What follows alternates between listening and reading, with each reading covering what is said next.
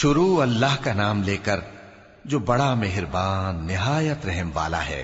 قسم ہے سلیقے سے صف باندھنے والوں کی، پھر ڈانٹنے والوں کی جھڑک کر، پھر ذکر یعنی قرآن پڑھنے والوں کی غور کر کے کہ تمہارا معبود ایک ہی ہے جو آسمان اور زمین اور جو چیزیں ان میں ہیں سب کا مالک ہے، اور سورج کے طلوع ہونے کے مقامات کا بھی مالک ہے۔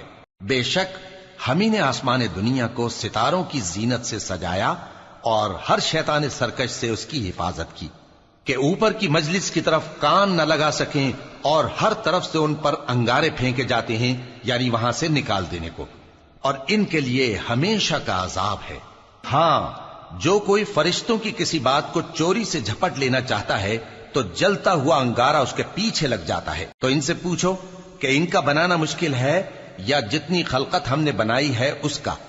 انہیں ہم نے چپکنے والے گارے سے بنایا ہے۔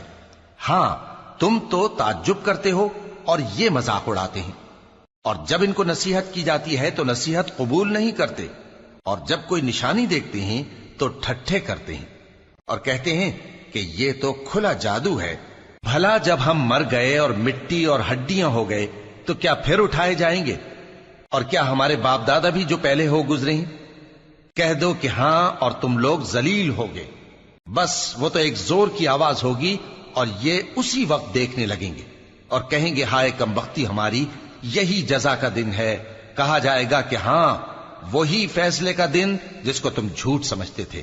فرشتوں کو حکم ہوگا جو لوگ ظلم کرتے تھے ان کو اور ان کے ہم جنسوں کو اور جن کو وہ پوجا کرتے تھے سب کو جمع کر لو، یعنی جن کو اللہ کے سوا پوجا کرتے تھے، پھر ان کو جہنم کے رستے پر چلا دو اور ان کو ٹھہرائے رکھو کہ ان سے کچھ پوچھنا ہے۔ تم کو کیا ہوا کہ ایک دوسرے کی مدد نہیں کرتے؟ اصل بات یہ ہے کہ آج یہ لوگ اپنی غلطی تسلیم کر رہے ہیں اور وہ ایک دوسرے کی طرف رخ کر کے سوال و جواب کریں گے۔ پیروکار اپنے پیشواؤں سے کہیں گے کہ تم ہی ہمارے پاس دائیں طرف سے آتے تھے۔ وہ کہیں گے نہیں، بلکہ تم ہی ایمان لانے والے نہ تھے، اور ہمارا تم پر کچھ زور نہ تھا، بلکہ تم ہی سرکش لوگ تھے۔ سو ہمارے بارے میں ہمارے پروردگار کی بات پوری ہو گئی کہ اب ہم عذاب کے مزے چکھیں گے۔